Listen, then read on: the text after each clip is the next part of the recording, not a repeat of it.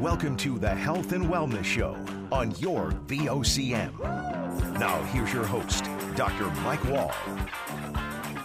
Welcome to the show. Today we're going to talk about mental health in our communities and in our personal lives. I think we really need to dive deep and understand mental health and its impact on us by removing the stigma and starting the conversation. So who better to talk about this than our two guests today? Our first guest is Amelia Curran. She's a Juno Award-winning artist and East Coast Music Award-winning singer-songwriter, filmmaker, and co-founder of It's Mental. She is an outspoken advocate for the improvements in mental health care services, including the coordination of government and community-based efforts. Thanks for being here, Amelia. Hey, thanks for having me. And with her is Don-E Coady. He's an entrepreneur extraordinaire and proprietor of DC Design House. He is the entertainment host for Out of the Fog. He's a music artist and a very active community engager. One of those engagements is working with Amelia as a co-founder of It's Mental. Welcome to the show, Don-E. Thank you so much. It's so great to be hanging out with you guys today. Well, let's dig right into it, guys. Amelia, how did you become an advocate for mental health? If I only knew. You know, it was it's like, where do I place the blame? Because what a weird thing to have done to myself. But it started with this video that I made with Roger Monder. I didn't really know Roger at the time, which is funny, which I neglect to make part of the story. I reached out to Roger, just knowing who he was in our arts community. So I had this idea. I want to do this thing. It was just from my mind and my heart. And Roger said yes, and everybody kept saying yes. And when I went to Marguerite's place and the Status of Women Council and Jenny Wright to have some of those women take part, Jenny and I had a long chat, and she looked me up and down and said, well, I hope you're ready to be an advocate because it's going to happen whether you want it to or not. And I did not know what I was in for and was going with the flow. I'm along for the ride now. I mean, the whole video happened because everybody kept saying yes, and I can't very well start saying no after that, right? Yeah. Yeah, there's a ton of names in that. And, I mean, every single person you see in that video is somebody we all know in some aspect of the community, which is an amazing, testament to the need for this, right?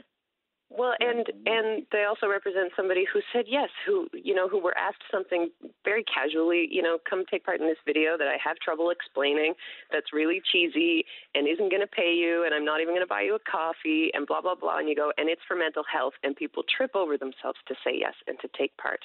It's so important to everybody. It's such a relevant thing. So can you tell me a little bit about the organization, It's Mental, and what it is? Can I throw that to Don-E? Yeah, go over it, Don-E. Go ahead. It's so funny because whenever we have these grounding conversations, and as public relations background, like I'm just thinking about key messages always. And whenever we get into this conversation, it turns into this game show money phone booth where we have so many things that we want to say, but it's got to be succinct. I guess I'll just say that when we first started, it was about awareness, education, and support. And tangible things like participating in the conversation around the Waterford at the time, talking about the need to establish a mobile crisis unit. These were the conversations that were very tangible for us when we started. And as we made headway and communicated and conversated with so many people and moved those needles forward with the community that we're in, our noble motive evolved as well. Because one day in my kitchen, Amelia just turns to us and says, why are we waiting for the government to solve our problems? And Amelia always looks at things from that view. And I looked at her like, what do you mean? And she said, why can't we just raise the money and take the money we raise and empower the people who are willing to be leaders and train those people so they can train other people? And then we're creating a moving model that we can actually, if you picture a slow motion firework, it goes off across the sky. And that's what we would be doing with the long-term vision, is to empower and train trainers. And we said, absolutely. And so what is It's Mental's mandate and noble motive now? It's to continue to take the generous donations we get from so many amazing people and to train trainers who can go out into communities, remote and beyond, to help empower our people versus sitting around waiting for somebody else to solve the problem. Well, I can see why you're part of the team. Yeah, see, that's you can see why I'm like, oh, Don-E will answer that. Don-E will answer that perfectly and beautifully. It's it's been a long time since I heard you refer to the slow motion firework. I do love that. That's a perfect image for us too. Mm-hmm. That's true. How long has It's Mental been going on for? Oh, the video was made 6 or 7 years ago. Whoa. And it was right on the heels of that. So Roger Monder introduced me to Don-E. And the name It's Mental was Don-E's idea. And I said, I'm going to go think about it. And I was a little snowflakey about it, and I didn't want to upset anybody. But since then, dipping my toes into government things, you care a lot. You get your priorities straight pretty quickly because everything just takes so long. And we got together. Sure, it didn't take too long. We got together. I said, okay, let's do it. What is it? And talk and talk and talk. That thing we keep telling people to do. Lo and behold, we figured it out. And people kept saying yes to us. Yeah, that's amazing. And so now you say that the organization is sort of empowering themselves in a lot of ways by sending trained trainers to go out to people that are vulnerable and need it. So what type of training would they have? Who would they be working with? Where would they be working? What's the goal with that side of things? Well, that's the thing. It's all independent, right? I mean, it is a really heady sort of thing. We keep just saying training and trainers. A lot of these courses are offered by the Canada Mental Health Association or the Canadian Coalition for Mental Health, and there are a lot of rules there, and there are a lot of boxes to check. But we can help with that. So we get to the point where it's just a person with knowledge to share in a room with other people somewhere. And we just get down to the core of that. That's what we can do. So what's the future vision for this, Don-E? Well, ultimately, we're very lucky that an amazing community leader who a lot of people know in a bunch of capacities, Allison Butler, is someone who I had known in a couple of other walks of life. And just by chance, I was sitting down one evening with her, and we were talking about what we're doing with It's Mental, which is taking our funds and training trainers. And she said, oh, my gosh, that's what I want to do, because she's very well known and very accomplished as a speaker and a presenter, and she works in a not-for-profit as well. And so we said, well, if you are willing to, as Amelia says, tick the boxes of the things that you actually have to do if you're going to become this trainer, which, as an example, you have to teach 3 classes a year minimum. You have to have X number of people registered from those classes. And that's so you can keep your licensure, so you can keep being a trainer. So, it's not like a walk in the park, and you have to go off the island, because the actual training program rarely ever happens here, doesn't typically reach the capacity required in order for someone to come down and teach the class, meaning we had to send Allison to Waterloo, I think it was, for the actual 5-day training that is required. And so ultimately that's our Zoom lens. It's finding people who are willing to commit to those licensure requirements so that we help fund, not entirely, because we want the person to have their own sort of proverbial skin in the game, so we know that they're dedicated to doing it with or without us. And that's the piece that comes together. So the dream is for us to continue to, A, raise support and funds, and to find the people who are brave and amazing enough to take this training and to bring it on home, That's great. So you're really just increasing a lot of education and bringing skill sets that might not have ever been in the area to the area by providing opportunities to people that are passionate. Yeah, absolutely. Right. And it's a humble noble motive. It's, do you want to help empower our people around the subjects of mental health realities? Yeah. Are you willing to do that, 3 times a year? Great. Let's talk. Yeah, that's perfect. Yeah, so it's a lot of individual motivation. It's a lot of self-motivation for people. But again, I mean, in my dream of dreams, it would be a lot easier to gain this knowledge and this sort of license. I mean, you just heard Don-E describe it, and it's like, ooh, we're jumping through a lot of hoops here. But that's okay. We can do that. We can jump through the hoops. We've got each other, and we can do that. Ideally, like I said, my dream of dreams, it's a lot simpler than that in the future. As an example, Mike, just to throw this extra ingredient into the pot in terms of the road to walk in order to get to that point of taking the training, you also have to have lived experience with mental health, which I found on the onset of that box, so to speak, the tick, to be quite interesting, because at that time when I first heard that, I didn't really acknowledge what I now know to be true, which I talk about a lot whenever the subject of mental health comes up, which is I personally am not a fan of the stigmatic words like disease, illness.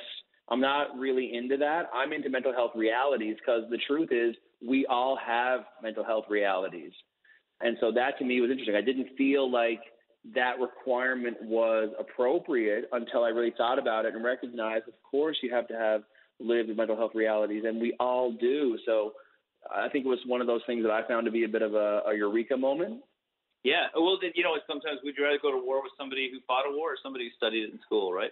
So, the approach. Well, yeah, we're going to take our first break here, guys. I'm here with Amelia Curran and Don-E Coady, who are co-founders of It's Mental. We'll be right back after this break. The Health and Wellness Show will be right back on your VOCM. Now back to Dr. Mike Wall. This is the Health and Wellness Show on your VOCM. Welcome back. I'm here with Juno Award-winning artist Amelia Curran and Don-E Coady, entrepreneur in the marketing field. They are co-founders of It's Mental, a grassroots advocacy group promoting mental health awareness. Let's talk specifics, guys. We need to focus on mental health in our communities. Here's a few stats from your video from the organization. They're pretty astounding. 100% of Canadians are affected by mental health through family and friends. It has a 1.5 times the prevalence rate of cancer, but only gets 6% of the funding. Suicide is the second leading cause of death for 10 to 19-year-olds in our country. 80 to 90% of seniors living in assisted living have depression, and each week 500,000 Canadians miss work because of mental health. These stats are real. They're scary. So why is mental health still considered taboo? Amelia. Well, I would say for starters, those stats are about 6 or 7 years old, and in all likelihood, they're possibly more frightening now. They're also, sadly, not all that surprising. I'd like to zone in on the funding one, though, because it's the 6% of funding. Now, that's provincial, and it was at the time. So each province has a different stat for that, but it varies between like 4% and 7% of healthcare funding goes toward mental health. I think this has probably gone up recently, in recent years. However, I don't want people to think it's a throw money at it answer. I think we might be okay with less healthcare dollars as compared to something like cancer, which does actually have fewer patients, because we don't expect people to cure themselves of cancer. And we don't want to expect people to cure themselves of a serious mental illness. However, if you maintain your mental wellness like you can your physical wellness, we can continue having fewer and fewer patients on the mental health care system. So I think the dollars is not really a conversation we need to get into if we're focusing on sharing knowledge, empowering the individual citizen. We take care of our friends, we take care of our family, and we try not to depend on a system that so far hasn't been able to be all that dependable. I mean, a lot of the healthcare systems like that these days are very reactive. I work in the medical world myself, and a lot of the time people have already gone over that edge, so to speak, with their health before they end up being able to avail of it. So, yeah, that's one thing that's sort of a gap that's missing. I think that when you're trying to create awareness, Don-E, like this is, when I saw the video, I saw so many familiar faces. It's such a powerful statement. From your side of things, why is it so important to engage the community figures and get the word out that way? I think that as a marketer, it's about cachet, it's about digital footprint and the ability to create ripples. I think that we were very lucky, and Amelia and Roger, who were the two spearheads of that entire project, that they definitely identified people who not only were creative, a lot of them in nature, meaning that they are definitely closer to the vulnerabilities that artists tend to live with when it comes to mental health realities and addiction formulas based on lifestyle and careers. I think that the people also had a lot of digital footprints, a lot of networks, and a lot of people who believe in and anticipate their stances on a variety of subjects. And so I think it was strategically relevant, authentic to the people in the video as well. And Amelia, you said you couldn't say no. There were so many people that wanted to be involved. Couldn't say no. There were so many people, and there were a few on the cutting room floor, actually. And the song, the length of the video is twice as long as it was supposed to be, because that little song is about 2 minutes long, 2 minutes and a few seconds. We looped it. We looped the whole thing. It's not a song you want to loop a whole lot, because there's only one lyric. So it goes on and on and on. And then it starts again, and the sun comes up on little Steve Maloney there, and he's like, "It's going to be okay." And it just goes and goes and goes, and we could have done it 3 or 4 times over. Wow. I think of doing an anniversary version, you know? Yeah, that'd be so awesome. Yeah. Because you know what, honestly, I think that idea is a great one, because we've come pretty far in the conversation. I mean, not to be untoward at all, but I mean, the training wheels were still on the bike of Clara's Big Ride. Let's be honest, like 5, 6, 7 years ago, that campaign was also in its infancy. And so now we can look back in a more normalized culture around mental health realities. But 6 years ago, nobody was talking about it. It was a quiet riot. And I do think that was the TSN turning point where the conversation did become more mainstream, thanks to Bell and its incredible efforts, as well as grassroots advocacy organizations like us. I do think also, 6 years ago, anyone who stood up and talked about their own story was automatically a hero. And now we've gotten used to that. We don't need to be creating these heroes. We need community heroes. We don't need viral video heroes right now. We need community heroes. We need you checking on your neighbors and not looking to social media for pats on the back about it. You've reached a tipping point for a lot of this stuff, and I think also there's a timeliness, especially with what's going on in the world right now. You know, the COVID-19 situation is really bringing mental health to the forefront for a lot of people. There are a ton of people struggling. Let's relate this to your guys' individual circumstances right now. Like, if I think about you, Amelia, you're a filmmaker, you're an artist, musician, you've been touring since I've known you, you're a mom. Like, how has your life changed as a result of the current circumstances? Tired. I'm tired and everything is pajamas.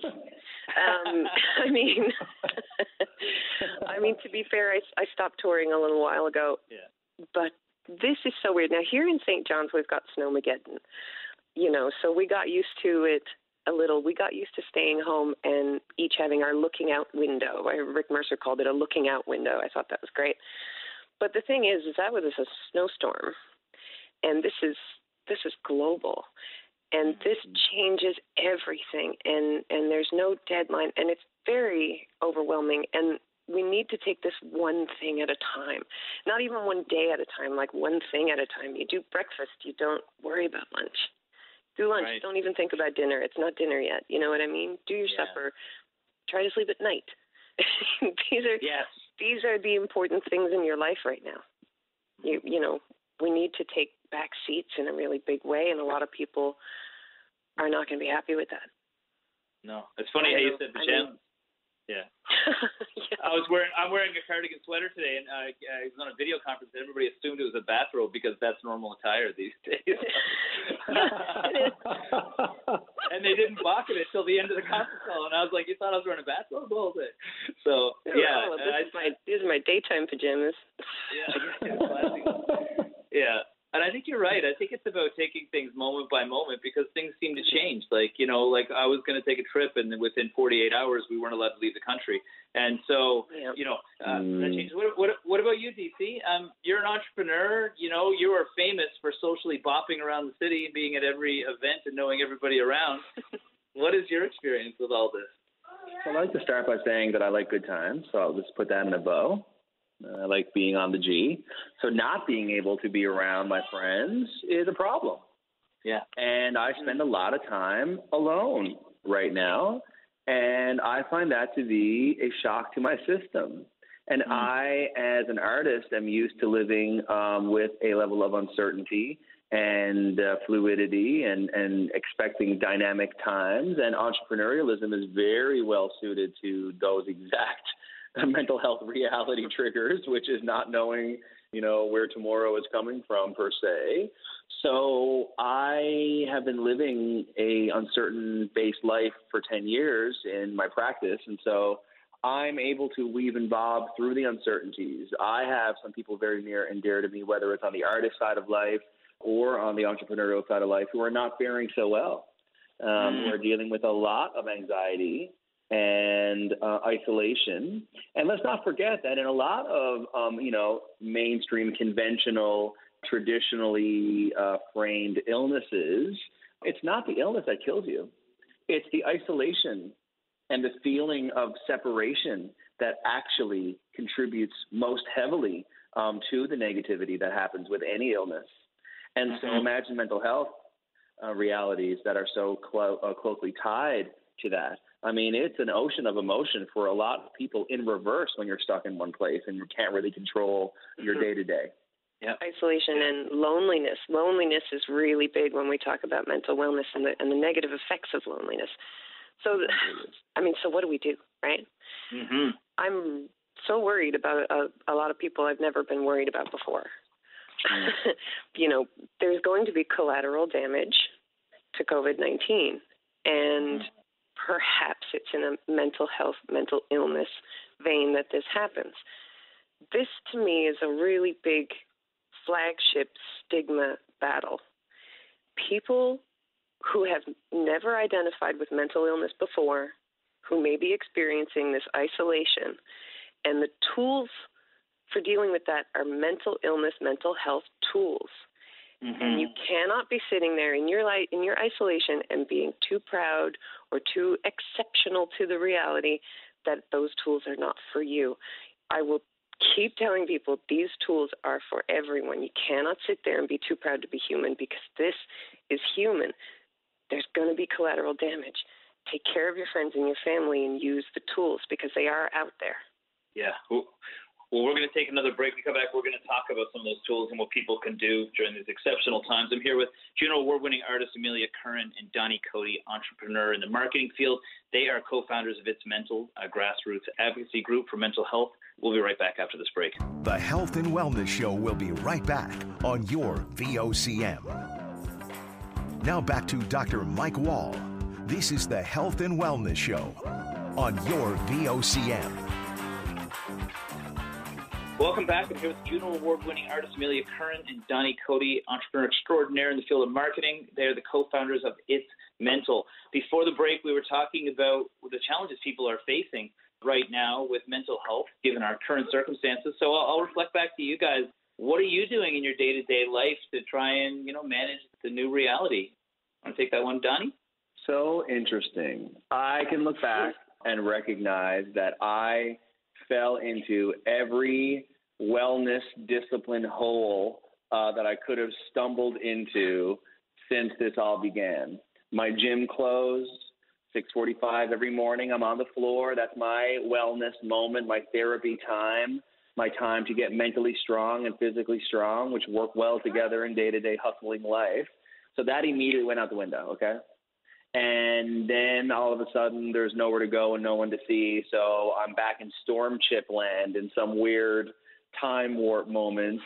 And I really fell away from the compassionate view of reaching out to everyone around me to make sure everyone was okay. I automatically recoiled into this isolation, lonely moment. And I was there for a couple of weeks. And like, from our friendship life that, I feel like I even had to reach out to everyone and be like, guys, I'm so sorry. I actually slipped into, the black hole of what's happening instead of leaning into my relationships and my wellness practices. So now I'm back to walking outside because I can do that, doing it at a distance, obviously. And I'm back into watching what I'm eating, which has a major impact on my mental well-being and my emotional well-being. Like being hangry is one thing, but being full of foods that have no vitamins or minerals is quite another. And a lot of us aren't woke to the true reality of that, which is why your show is so important, because you're helping us understand the various lenses of what wellness truly is. It's not just what you see.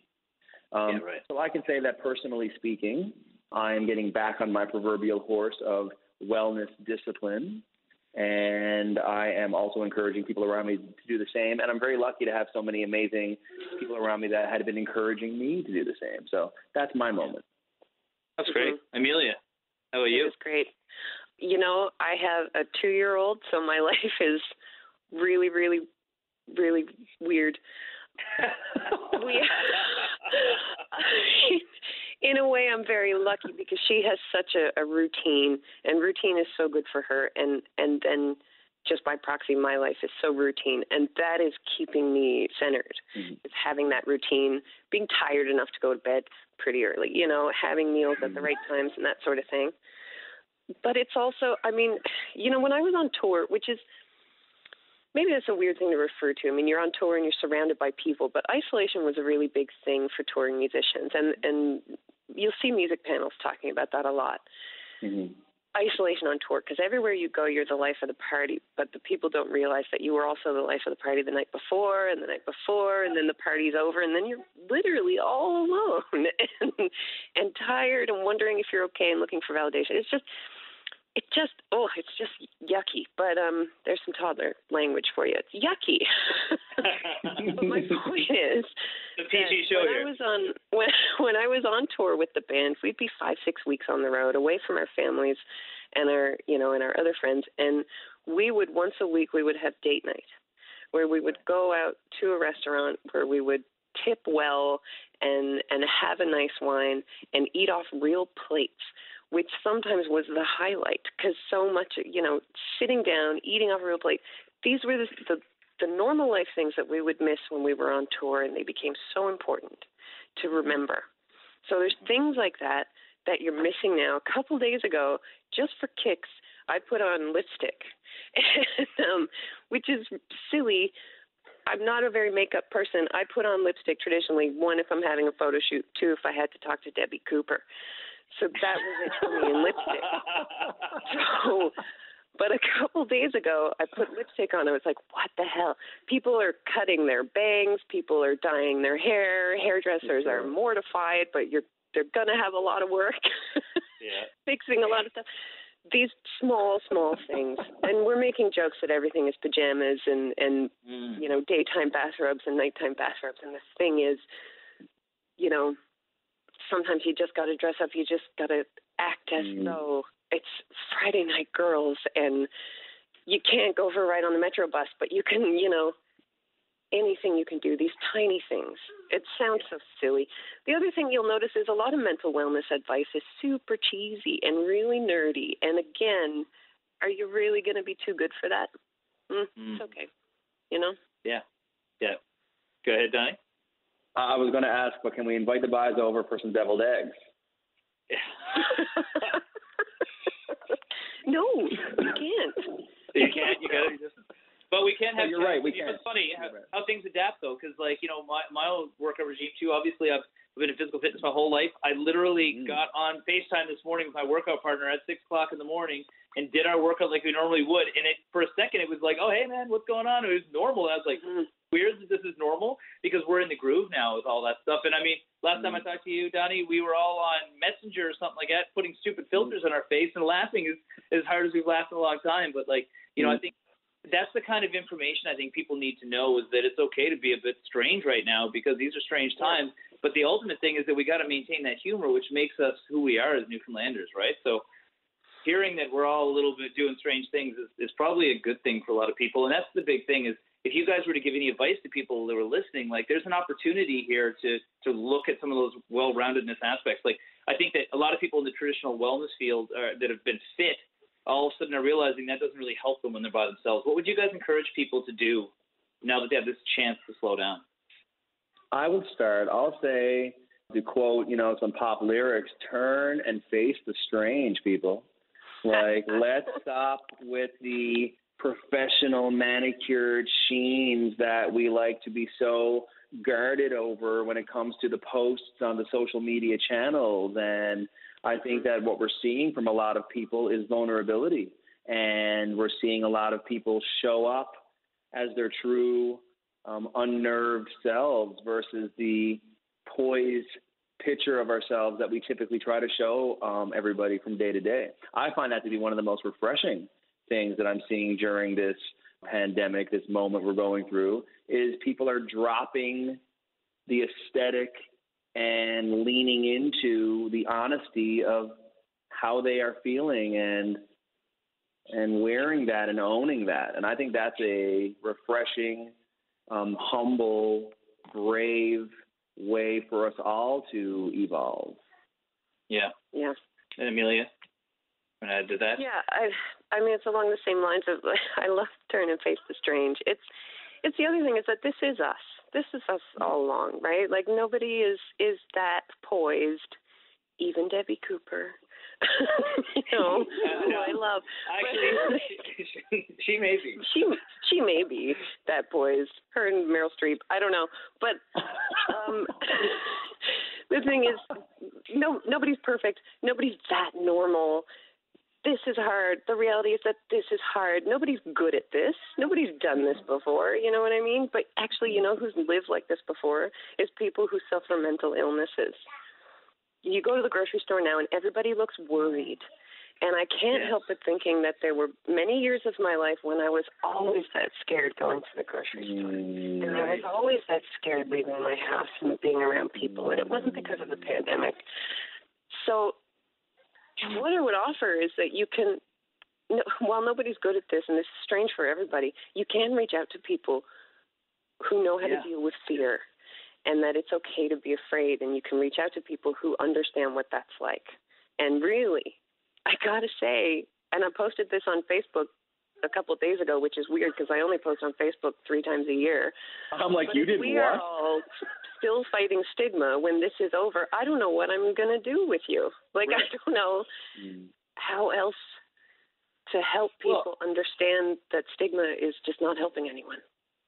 Somebody dropped off something the other day at the end of my driveway who's been a lifelong friend of mine, and I waved from a distance, terrified to go near my friend that I would have given a hug to a million times over. I go into a store, I don't want to go near somebody, I'm terrified. If this doesn't breed compassion and understanding, to think that some people's reality is this all the time and that we need to be more understanding towards those people, and although we may not get it, it may not be inherent to us, we still got to respect that and give people the space to be themselves and tools. So I think that's brilliant, Amelia, that people will come out of this with a better understanding of what it's like to be like that day to day. I mean, I hope so. I mean, we're talking about having hope, and yes, we're going to get through this, and yes, it's going to be a different world when we come out the other side.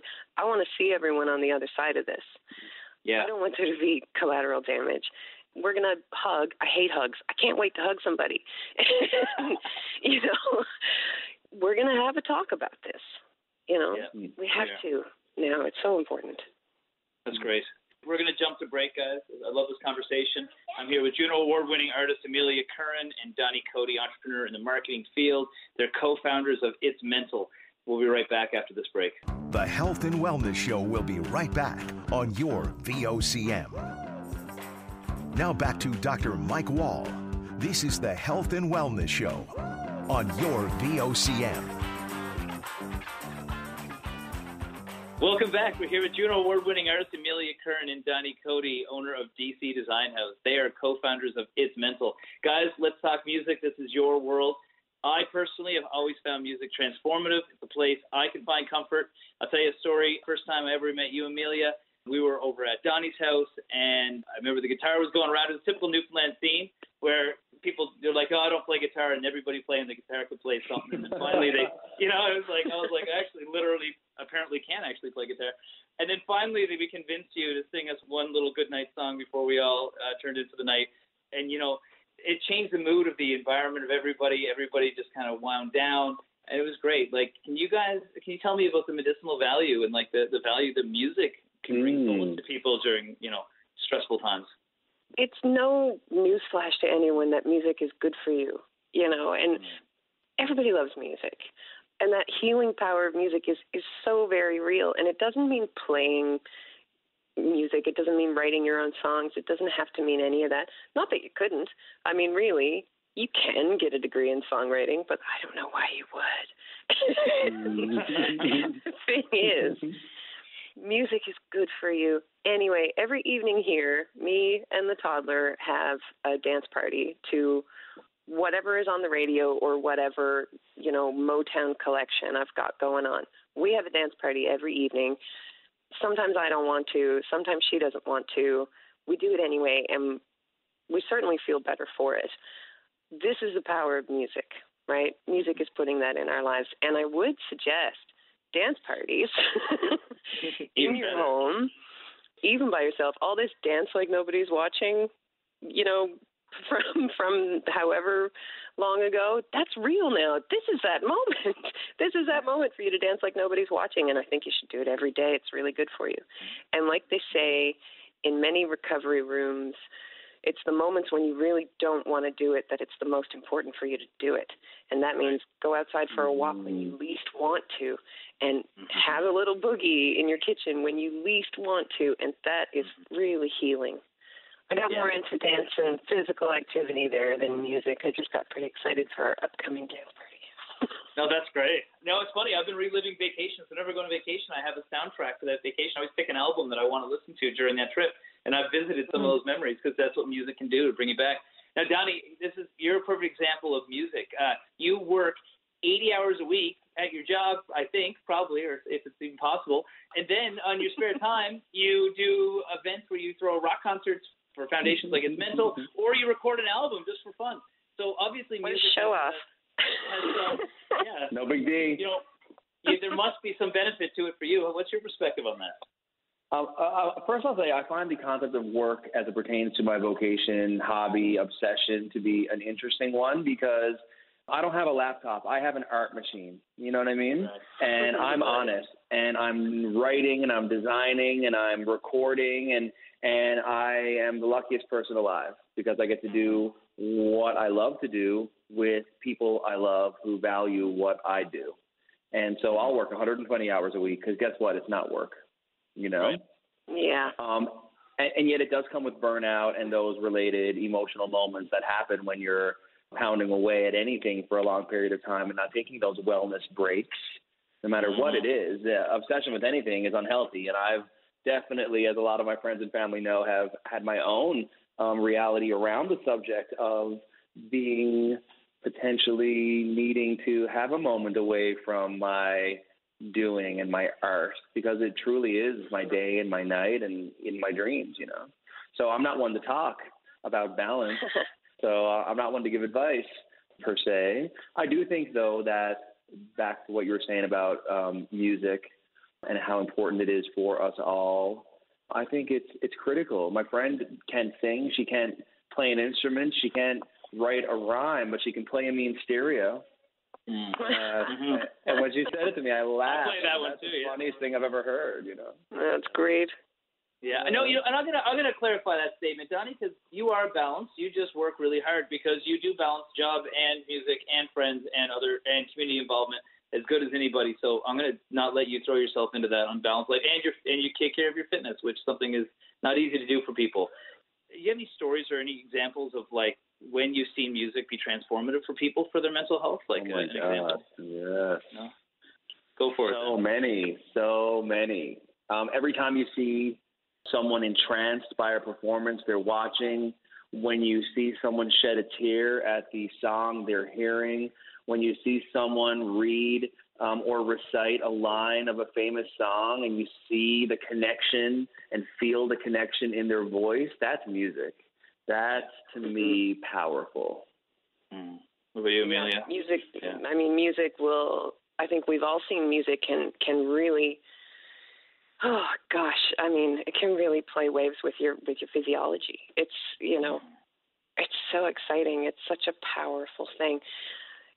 The creative outlet I didn't touch on in terms of, you know, I was saying, and she plays a mean stereo, which I'm going to remember for the rest of my life.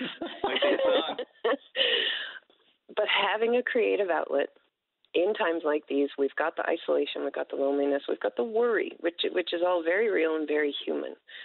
Having some kind of creative outlet, not necessarily music, maybe it's visual art, maybe it's writing, even just keeping a journal, writing a letter to somebody else, anything at all. I think that's really important. That's your inner voice coming out, and God knows our inner voices are really, really worried right now, and that's a dialogue that you're having with yourself that can do a lot of damage if you're not keeping it in check. And a way to help yourself out, do yourself a favor tomorrow. Find yourself some kind of creative outlet. There are millions of ideas if you need them. Well, I just did. I've got a new online course. I'm learning about a couple of things I've always wanted to learn about when I got a chance, and it's an opportunity.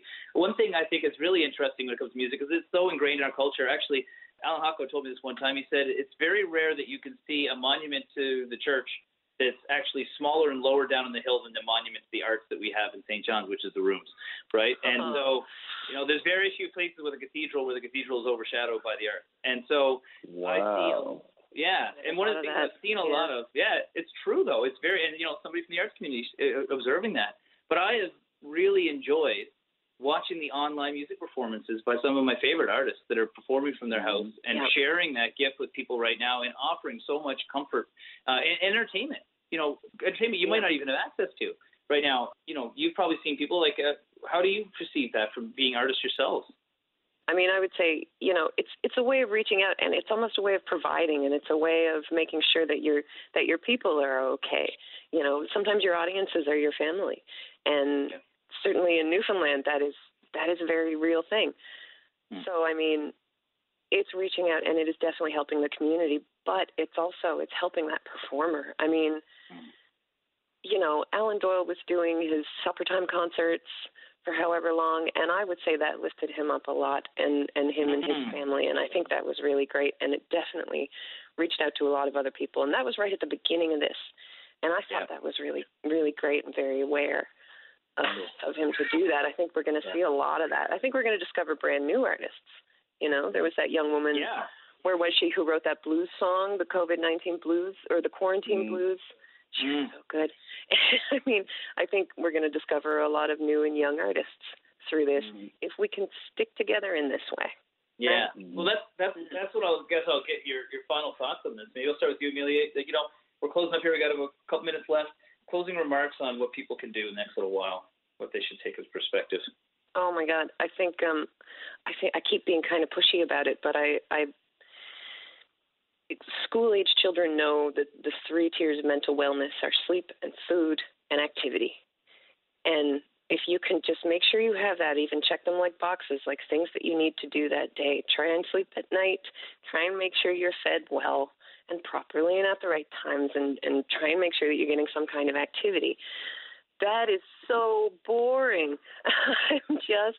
But it's the reality of keeping ourselves alive right now, because after this, it's going to be different, and we got to be on point. We got to be able to handle that, and we got to know how to communicate.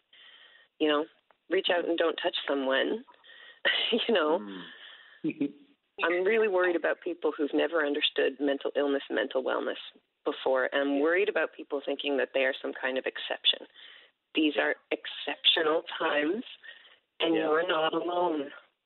And that is just the most important thing that I can drive home to anybody. That's reassuring. Yeah. Don-E, final thoughts? Yeah, it is. I echo Amelia. I think that necessity is the mother of invention, and that we have an opportunity right now to lean into each other. And whether you are a musician or an artist or someone who deals in any type of talent or ability, it's time to share those with each other and to keep close to each other. I'm looking forward to how this time in life excites us about the future, about who we can be and how much more compassionate and woke we can be to each other. I think that is the opportunity we have. Great. Well, guys, you two are two of the reasons I wanted to do a show like this, because I think this information is just so powerful, and I appreciate it so much. So thank you so much for being here today, guys. Thank you. Thank you so much for having this show. Keep talking about it. I will. Okay. Well, guys, that's today's show. We were here with Juno Award-winning artist Amelia Curran and Don-E Coady from DC Design House. They are co-founders of It's Mental, a grassroots advocacy group for mental health. That's today's show. I'm your host, Dr. Mike Wall. We will check in with you again, same time next week.